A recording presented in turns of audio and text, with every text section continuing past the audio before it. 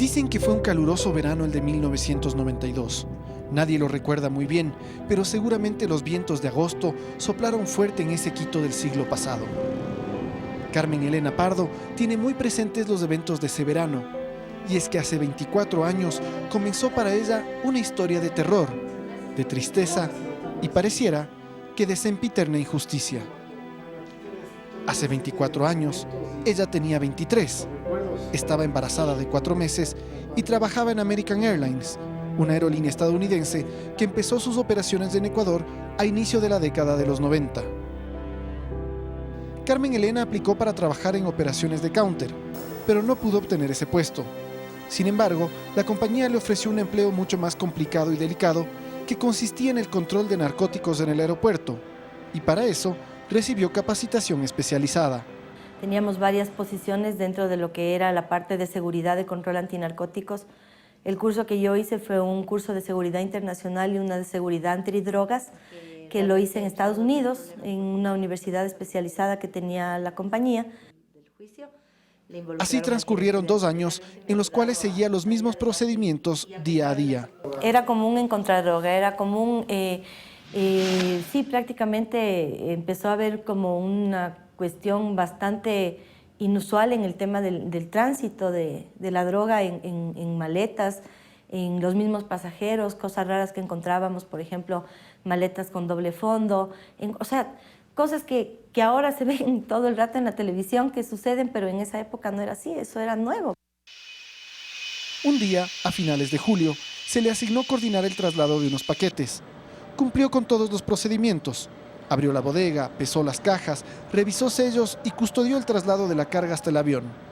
Al llegar a la aeronave, llamó a la Interpol para la revisión de las cajas. Vinieron y el momento que vinieron con los perros, lógicamente hice que hagan el chequeo y el perro se sentó en una caja. Entonces, imagínate, ¿no? O sea, ese rato, el típico susto de ¿y ahora qué pasó? Trasladaron la caja a una bodega y dentro de una de ellas encontraron la carga ilegal. En las instalaciones de la compañía empezaron a sacar, desbarataron todo, las cajas, la carga. O sea, no te explico cómo quedó ese patio lleno de vestidos, de cosas que estaban dentro de las cajas y empezaron a sacar. No te puedo explicar la cantidad de paquetes que empezaron a sacar de las cajas. Era cocaína. Era cocaína, era cocaína. Y decían que era cartel de Cali por la envoltura. Fueron 67 kilos de cocaína. En ese entonces, según las autoridades, evaluados en $3 millones. Estamos hablando en el año 92. Carmen había cumplido con su deber y, como era usual, tuvo que rendir una declaración sobre su proceder. Yo fui la que llamó a la policía de Interpol y consta en las declaraciones dentro del proceso para que vinieran a hacer la inspección con los perros y inclusive negué a abordar la carga si es que la policía no venía. O sea, siempre cumplí con los procedimientos y estuve en todo rato acompañada de gente cuando se cumplieron los procedimientos. Tras las primeras declaraciones, Carmen Elena y 2 de sus compañeros fueron citados una vez más y extrañamente fueron llamados por una tercera vez. En el calendario marcaba el 12 de agosto, una fecha que ella no olvidará jamás. Y llegó el 12 de agosto de 1992, que fue, creo que,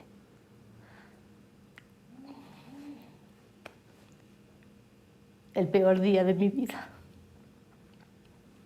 Mucho han esperado estas lágrimas para brotar, pero para Carmen no hay marcha atrás en su relato. Entonces ahí entró un capitán y nos dijo: señores, están detenidos. Detenidos, claro, imagínate, detenidos, o sea, yo no sabía si estaba escuchando realmente que me estaban diciendo que estaba detenida, porque entonces yo me acuerdo que le dije: detenidos, ¿y detenidos por qué? Entonces se rió y se salió. Carmen y sus 2 compañeros fueron detenidos, sin explicación, sin una boleta donde se acuse su delito, sin posibilidad a reclamo. Inmediatamente fueron llevados al Centro de Detención Provisional, o CDP, ubicado a un costado del penal García Moreno. A la señorita que estaba en el ingreso del CDP le dije: ¿por qué me están trayendo? ¿de qué me están acusando? Y se me rió en la cara. Y me dijo, todas las traficantes llegan hacia acá. Nadie sabe que ha hecho algo. El sonido de la reja tras de sí reaviva la angustia que experimentó. El eco del pasillo hace olas en su mente, como cuando una piedra cae en el agua calma. Recuerda el miedo, recuerda el peligro. Habiendo estado yo tanto tiempo antes incautando droga y mandando presos, lo primero que me pasó ahí adentro fue que me encontré con 2 personas que yo había mandado a Interpol por unas maletas de doble fondo. Estas señoras se acercaron, me acuerdo clarito, y me dijeron, esta es la casa del jabonero. El que no cae, resbala. Ante la amenaza, un guía vino a su rescate. Entonces ahí vino un guía penitenciario y me dijo, le voy a trasladar a una celda. Y claro, ingenuamente yo me fui a la celda. Este guía desgraciado abusó de mí. ¿Te violaron? Sí. ¿Te violó el guía en tu primer día?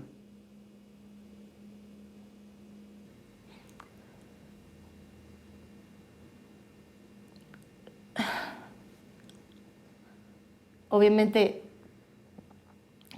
mis pedidos de auxilio, mis gritos, todo el mundo gritaba, todo el mundo, o sea, fue un horror. Entonces digamos, ¿cómo se puede decir? En mi necesidad de salvaguardarme, de salvaguardar mi embarazo, lo que hice fue cerrar los ojos y no me acuerdo de más. Los minutos siguientes fueron de confusión. Una guardia intervino y las llevó a limpiarse. Sus medias rotas quedaron en el piso y fue allí que se dio cuenta que sangraba sin parar.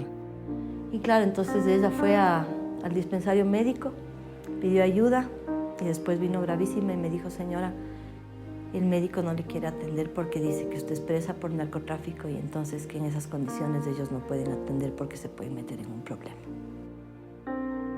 3 días transcurrieron sin atención médica, ni siquiera un chequeo por su estado de embarazo.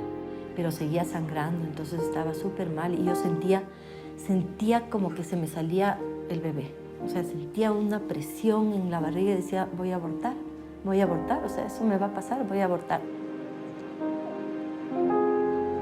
Entonces fue trasladada al Hospital La Carolina, centro médico que ya no existe, pero que estaba ubicado en este edificio del norte de la capital. En ese entonces al Hospital La Carolina, que fue el único hospital que quiso recibirme porque no se recibía en ningún lado presos por narcotráfico. O sea, los narcotraficantes peor que animales en ese entonces. Pero lejos de encontrar la paz, en el hospital recibió malos tratos. Incluso, un policía intentó abusar de ella nuevamente. Este policía, bueno, vinieron al cambio de guardia y el rato que vino el policía al cambio de guardia, abrió la puerta y mi cama quedaba así hacia el baño. Y se metió y se fue al baño. Y se puso a orinar con la puerta abierta.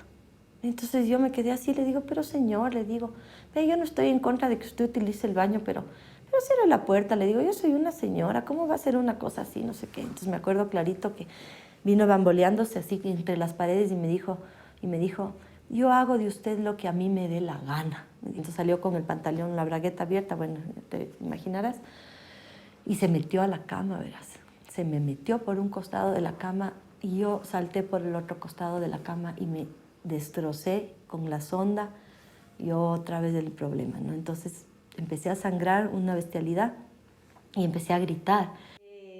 Era como si el mundo entero estuviera en su contra, encerrada injustamente y rodeada de enemigos. A pesar de haber evitado el aborto, ella perdió la razón de vivir. A todo esto yo te hago una confesión. Yo intenté suicidarme 3 veces. ¿En el hospital? Sí. Yo me intenté tirar 3 veces de la terraza. Y como Dios dice, por ahí manda ángeles, yo tuve un ángel súper especial entre los policías después. Este agente la convenció de salvaguardar su vida y la de su hijo. Y llegó el momento de dar a luz. Un momento que también fue traumático. Y es que estuvo vigilada por un policía, incluso dentro del quirófano. Me iban a hacer una cesárea. con semejante circunstancia, en un quirófano totalmente cerrado, o sea, no había por dónde escaparse. No entendía que no podía estar adentro, Tomás. O sea, todo mi proceso de preparación de la cesárea y las mujeres que estamos tan susceptibles cuando estamos en un proceso de esos, ¿no es cierto? Lo viví con él ahí, o sea, de piernas abiertas, sondeada con el policía ahí dentro del quirófano, y entonces cuando el médico le dijo que no podía estar ahí, pues que era una falta de respeto. Entonces dijo, bueno, si no puedo estar aquí adentro, entonces pum, paja. Me puso la esposa con la pierna a la camilla. Ya te imaginarás cómo fue ese parto, ¿no? La anestesia no me cogió y el médico prácticamente me tuvo que hacer la cesárea en vivo porque la anestesia no me cogía del estrés. Estuvo con su hijo durante el primer mes de vida y su madre se lo llevó. Carmen Elena volvió a la cárcel y estuvo detenida un total de 11 meses. Ella fue sobreseída, es decir, liberada de toda responsabilidad. El sobreseimiento salió en marzo de 1993 y me tuvieron todavía en la cárcel hasta junio de 1993. O sea, 3 meses más después de haber sido sobreseída todavía estuve en la cárcel. Por procesos internos de que no se mueve la justicia y entonces tienes que quedarte ahí hasta cuando alguien le dé la gana de darte tu boleta de excarcelación. Pero según la ley de ese entonces, el sobreseimiento era provisional y debía esperar 5 años para pedir el sobreseimiento definitivo. En todo ese tiempo no se levantarían las medidas cautelares en su contra, es decir, habían prohibiciones. Que son las prohibiciones, o sea, prohibiciones bancarias de salir del país, prohibiciones de enajenar, todo estilo de prohibiciones que son los que te roban, digamos, los derechos ciudadanos. Pasaron los 5 años y Carmen solicita el sobreseimiento definitivo. Y espera, espera, espera y espera. 13 años de espera por el sobreseimiento definitivo que no llegaba. Que me iba al juzgado, que hablaba con el juez, que hablaba con la secretaria, que pedía vía jurídica, que pedía verbalmente, que me iba llevando así sea las empanadas, o sea, todo 13 años. Carmen Elena hace un nuevo intento y decide crucificarse en el interior del Consejo de la Judicatura. Ahí logra conmover a un funcionario judicial y su caso vuelve a activarse. En el 2012, oirás, 2012, recién un juez de apellido Tipán, que era el juez 10º de lo penal en aquel entonces, me otorga el sobreseimiento definitivo y se ratifica en el 2013, lo cual quiere decir que yo pasé 20 años esperando que el Estado ratifique mi inocencia. Es increíble pero cierto. 2 décadas para que le devuelvan en el papel lo que siempre poseyó en su conciencia. Pero si usted cree que esto acaba aquí, se equivoca.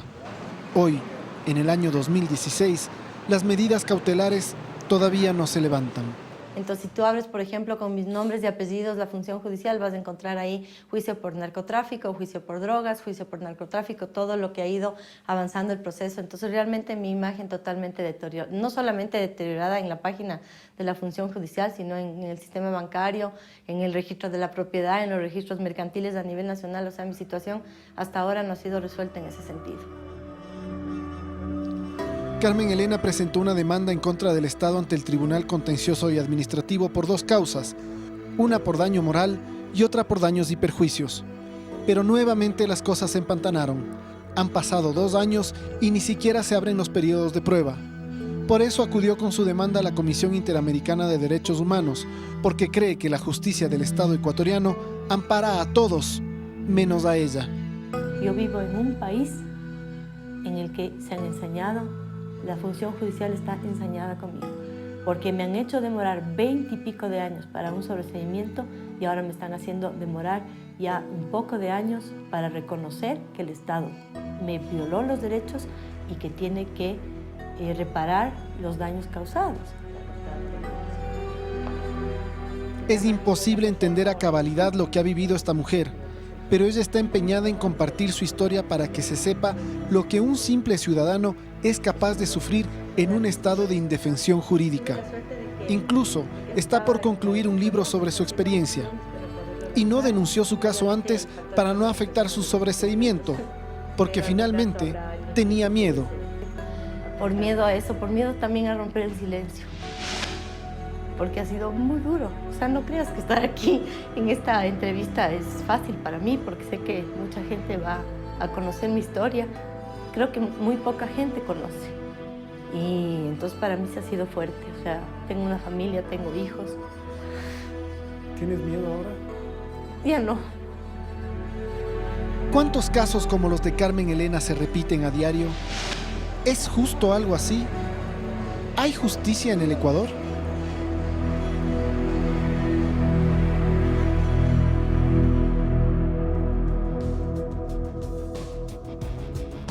Si se perdió de algo o desea volver a ver nuestros especiales periodísticos, recuerde que todo lo encuentra en nuestro renovado micrositio www.ecuavisa.com/visión360.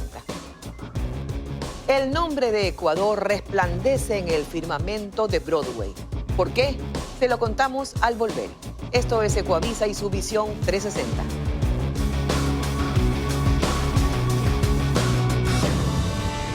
En el 2015 debutó con el papel de la pequeña Cosette en la obra Los Miserables. A los 10 años es parte de la constelación de Broadway.